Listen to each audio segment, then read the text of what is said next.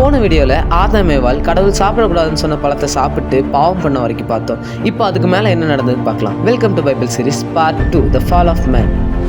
கடவுளோட பேச்சை மீறின ஆதாம் ஏவாள் தாங்க ட்ரெஸ் இல்லாமல் இருக்கிறத உணர்ந்து இலைகள்னால அவங்களுக்கு ஒரு உடையை செஞ்சு போட்டுக்கிறாங்க. இந்த நேரத்தில் கடவுள் அவர்களை தேடி இறங்கி வராரு. அப்போ வந்து ஆதாம் நீ எங்கே இருக்க அப்படின்னு சொல்லி கூப்பிடுறாரு. அப்போ நாங்கள் ட்ரெஸ் இல்லாமல் இருக்கோம், அதனால நாங்கள் இங்கே ஒழிச்சிட்டு இருக்கோம் அப்படின்னு சொல்லி சொல்கிறோம். அப்போ கடவுள் கேட்குறாரு, நீங்கள் ட்ரெஸ் இல்லாமல் இருக்கீங்கன்னு உங்களுக்கு யார் சொன்னா?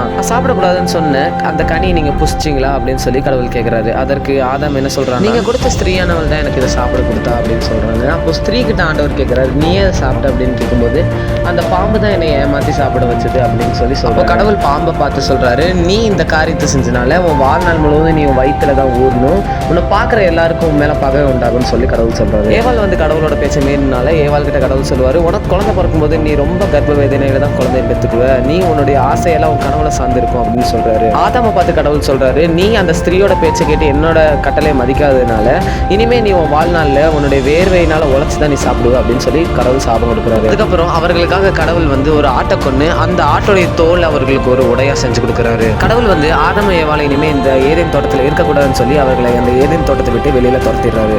துரத்துனது மட்டும் இல்லாம அந்த ஏதேன் தோட்டத்தை பாதுகாக்கிறதுக்காக ஒரு ஏஞ்சலையும் அந்த இடத்துல வைக்கிறாரு. இந்த நாள் வரைக்கும் அந்த ஏதேன் தோட்டம் எங்க இருக்குன்னு யாருனாலையுமே கண்டுபிடிக்க முடியல. இந்த பாவம் அப்படிங்கிற ஒரு விஷயம் இந்த உலகத்துல பிறந்ததுனால கடவுள் வந்து சும்மா இருக்கல, அவருடைய சொந்த குமாரனாகிய இயேசு கிறிஸ்துவ இந்த உலகத்துல பலியா கொடுக்க ஒப்பு கொடுத்தாரு. 1:7 சொல்லுது, இயேசு கிறிஸ்துவனுடைய ரத்தம் சகல பாவங்களையும் நீக்கி நம்மை சுத்திகரிக்கும். நம்ம செய்யற பாவங்கள்ல இருந்து நமக்கு விடுதலை கிடைக்க ஒரே ஒரு வழிதான் இருக்கு, அவர் தான் இயேசு கிறிஸ்து. அவருடைய ரத்தத்தினால் நம்ம கழுவப்படும் பொழுது நம்மளுடைய பாவங்கள் மன்னிக்கப்படுகிறது. இந்த ஸ்டோரி பத்தின உங்க கருத்தை கீழே கமெண்ட்ல சொல்லிருப்பாங்க. May God bless everyone.